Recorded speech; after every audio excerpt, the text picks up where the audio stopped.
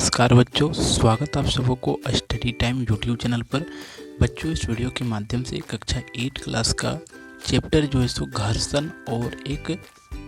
घर्षण एक अनिवार्य बल जो है सो 12वां चैप्टर जो 8 क्लास का विज्ञान का है, उस चैप्टर का जो है सो प्रश्न उत्तर अभी इस वीडियो के माध्यम से बताने वाले हैं। तो वीडियो ध्यानपूर्वक देखिएगा और वीडियो को लास्ट तक जरूर देखिएगा, तब आपको जो है सो सभी प्रश्न उत्तर समझ में आ जाएगा। और वीडियो अच्छा लगेगा तो वीडियो को लाइक ज़रूर करके जाइएगा और चैनल पर नए हो तो चैनल को सब्सक्राइब जरूर कर दीजिएगा।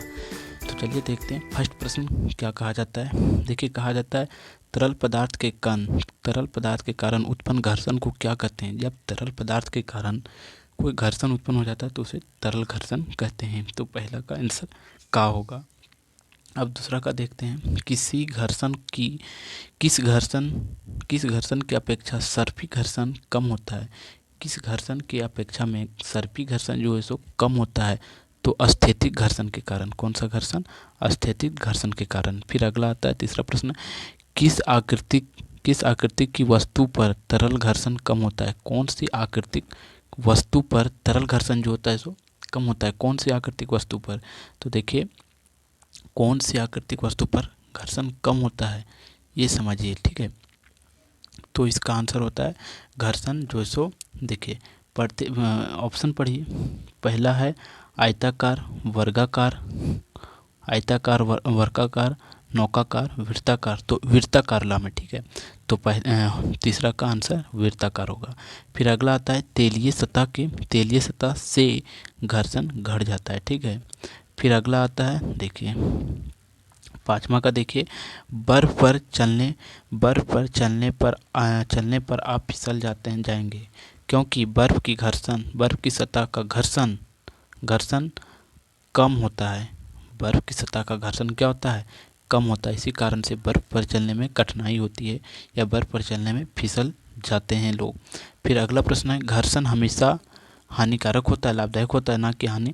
देखिए, घर्षण हमेशा कुछ मामले में जो सो हानिकारक होता है और कुछ मामले में लाभदायक होता है, ठीक है।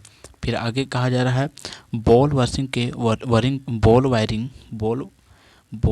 के उपयोग से वायरिंग जो नहीं होता है, जो जैसे कि गाड़ी में वायरिंग लगा होता है, उसका उपयोग से क्या होता है? घर्षण घट जाता है, ठीक है।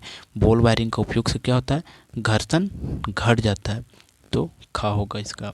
फिर अगला प्रश्न कहा जा रहा है टायर के तलियों की गोटी, जो टायर बड़े बड़े ट्रैक्टर देखते होंगे या बड़े बड़े ट्रक देखते होंगे, उनके में जो सो टायर की जो गोटी आप देखते होंगे उन्हें बड़ा बनाया जाता है। क्यों? घर्षण बढ़ाने के लिए, ठीक है, या घर्षण बढ़ती है उससे।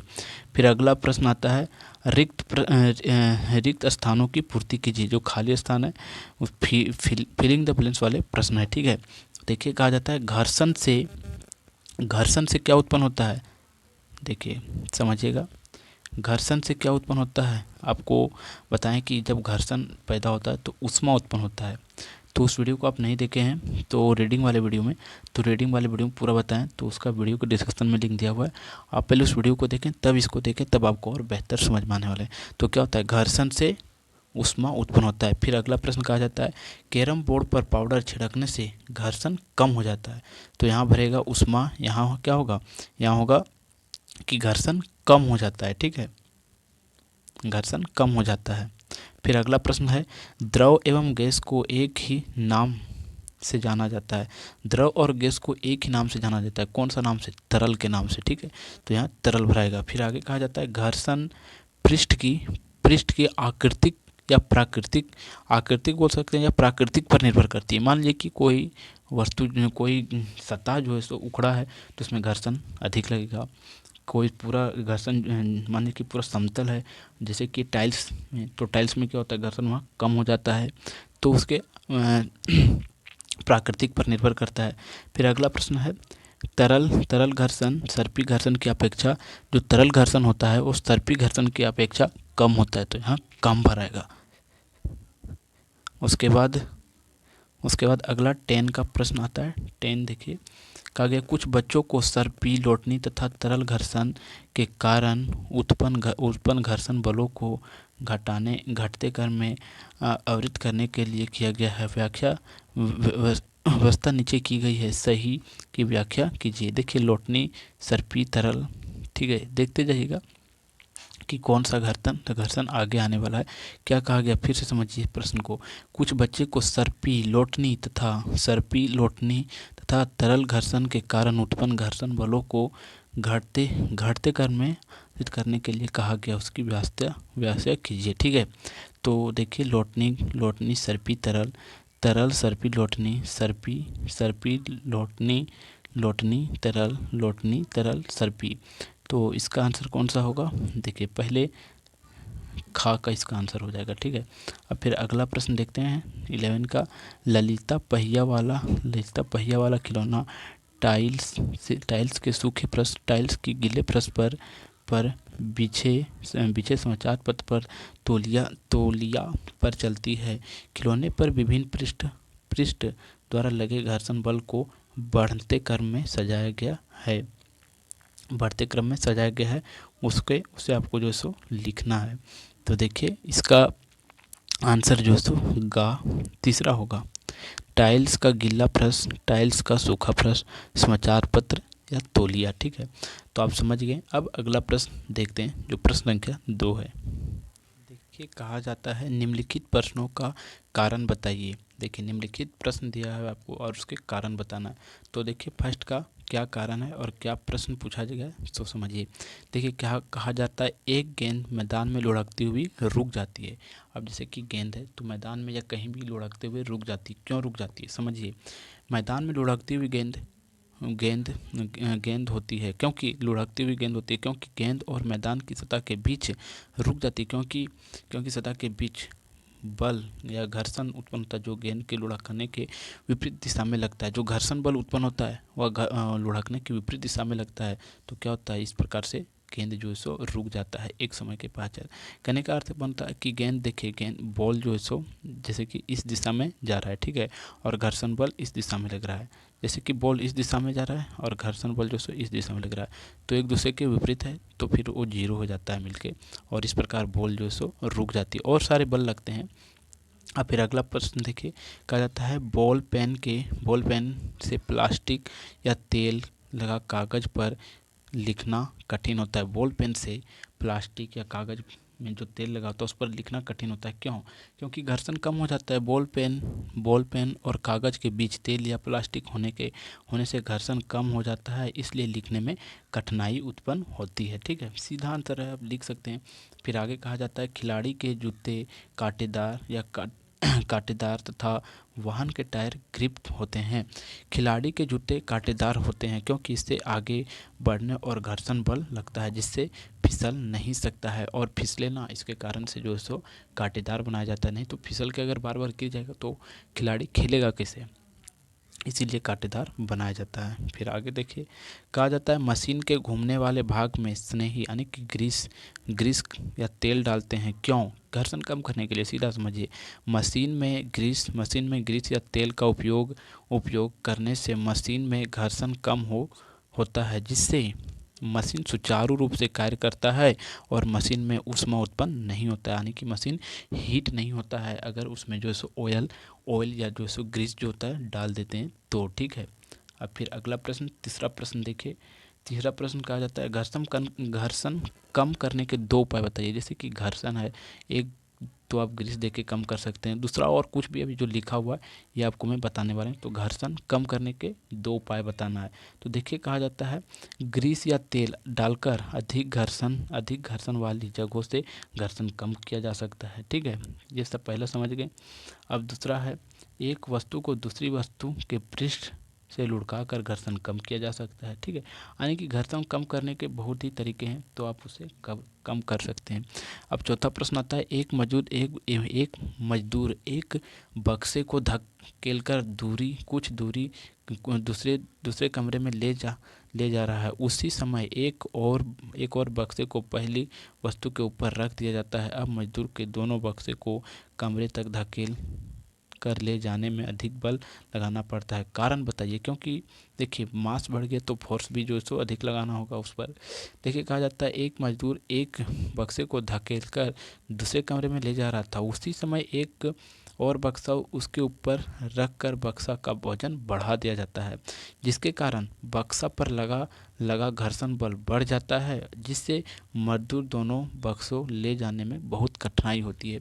कहने का अर्थ ये होता है कि मास जितना बढ़ेगा आपको फोर्स उतना ही ज़्यादा लगाना होगा। जैसे कि एक साइकिल है, साइकिल को आप धक्का देते हैं तो धकेल लेते हैं, लेकिन एक बड़े ट्रक को आप धक्का देते हैं तो क्या धकेल पाते हैं? नहीं, क्योंकि उसका मास जो है सो बहुत अधिक है और साइकिल का मास बहुत कम, यानी कि उसका द्रव्यमान, ठीक है, मास द्रव्यमान को कहा जा रहा है इंग्लिश में। अब आगे देखते हैं। अब आगे देखिए कहा जाता है पांचवा प्रश्न, एक फुटबॉल के मैदान में कुछ खिलाड़ी जूते के बिना खेल खेल रहे हैं। अचानक जोर से वर्षा हो जाने के कारण मैदान गीला हो गया। उनको खिलाड़ी खेलने में कैसे परेशानी होगी बताइए। कहा जाता है कि कुछ खिलाड़ी जो मैदान में फुटबॉल खेल रहे हैं और अचानक बारिश हो जाता है, बिना जूते के खेल रहे हैं, तो उनको जो है सो खेलने में या फुटबॉल खेलने में परेशानी होगी। तो कैसे परेशानी होगी, वही कारण बताना है। तो देखिए फुटबॉल मैदान में खिलाड़ी बिना जूते के खेलने पर बारिश आने से फिसल जाता है, क्योंकि खिलाड़ी के पैर और मैदान के सतहों के बीच लगने वाला घर्षण बल कम हो जाता है, जिससे खिलाड़ी फिसल जाते हैं। ठीक है, तो पानी गिर जाने से क्या हुआ, वह जो सो घर्षण कम कर दिया, जिसके कारण से खिलाड़ी जो सो फिसल कर गिर जाने लगते हैं। अब फिर अगला प्रश्न, छठा प्रश्न है, देखिए समझिए। एक तरल एवं द्रव की गति करने वाली वस्तुओं की आकृतिक विशेष प्रकार की क्यों बनाई जाती है? समझिए, जैसे कि जहाज है, पानी का जहाज है और वायु जहाज है, वायुयान है, ठीक है, जिसे हम हेलीकॉप्टर बोल सकते हैं या एरोप्लेन है। तो उनकी आकृति एक विशेष प्रकार की बनाई जाती है। क्यों बनाई जाती है? क्योंकि वह जो सो पानी का जहाज है तो पानी को काट सके, आगे बढ़ सके पानी को काट के। वायु का है तो जैसे कि एरोप्लेन है तो वह वायु को काट के आगे बढ़ सके, इसलिए उसकी आकृति जो है एक विशेष प्रकार की बनाई जाती है। समझिए उत्तर, तरल एवं दाब में गति करने वाली वस्तु की विशेष आकृति बनी होती है, जिससे तरल एवं दाब में उत्पन्न घर्षण बल को ये कम करती है। नहीं तो घर्षण बल अधिक हो जाएगा तो आगे बढ़ ही नहीं पाएंगे। फिर आगे है, सर्पी घर्षण अस्थितिक घर्षण से कम क्यों होती है? सर्पी घर्षण जो है सो अस्थितिक घर्षण से कम होती है। क्यों होती है? समझिए, किसी वस्तु को उसी चाल से गतिशील कर रखने के लिए आवश्यक बल उसके सी घर्षण की मापी होती है। जब वस्तु सरकना आरंभ कर देती है तो उसके पृष्ठ के संपर्क बिंदु को उतना समय नहीं मिल पाता है कि वे फर्श के संपर्क बिंदु में घुस सके तथा घर्षण अस्थितिक घर्षण से कुछ कम हो जाता है। समझे, इस प्रकार से होता है। अब फिर अगला प्रश्न है, आठवां प्रश्न, समझिएगा। इसका फर्स्ट पार्ट है, देखिए कहा जाता है कैरम खेलने से पहले बोर्ड पर पाउडर क्यों छिड़का जाता है? तो समझिए, कैरम खेलने से पहले बोर्ड पर पाउडर छिड़कने से कैरम की सतह चिकनी हो जाती है और घर्षण बल कम हो जाती है और इस प्रकार खेलने में आसानी हो जाता है। फिर अगला प्रश्न है खा, देखिए औरतें क्यों अपनी चूड़ी पहनती है? पहले हाथ में साबुन या पानी डालकर घर्षण कम करने के लिए। जितना यहाँ बात किया जा रहा है सभी घर्षण को कम करने तो कहीं अधिक करने के लिए। औरत अपने हाथ में चूड़ी पहनने के पहले तेल या साबुन लगाती है, जिससे चूड़ी और हाथ की त्वचा के बीच घर्षण कम हो जाए, ताकि चूड़ी आसानी से पहन सके या हाथ के अंदर जा सके। ठीक है, अब फिर आगे है, फुटबॉल खिलाड़ी कांटेदार जूते पहनकर क्यों खेलते हैं? कारण बताइए। खिलाड़ी के जूते कांटेदार होते हैं इससे क्योंकि आगे बढ़ने या घर्षण बल कम लगता है, जिससे वह फिसलते नहीं है, इसीलिए कांटेदार जूते पहनते हैं। फिर आगे कहा जाता है माचिस की तिल्ली उखड़े दीवारों पर रगड़ने से क्या होता है?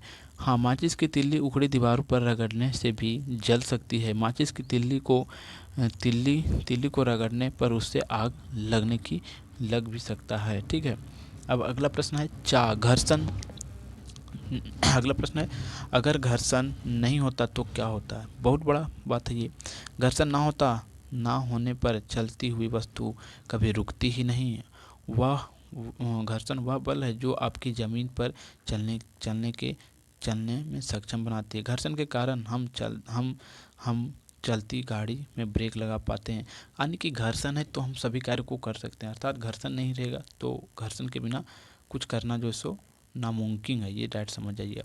अब अगला प्रश्न है, घर्षण से ऊष्मा उत्पन्न होती है, ऐसे उदाहरण बताइए जिसमें घर्षण के कारण ऊष्मा उत्पन्न के लिए लाभदायक है। कि घर्षण से ऊष्मा उत्पन्न हो लेकिन वह हमारे लिए लाभदायक हो, हानिकारक ना हो।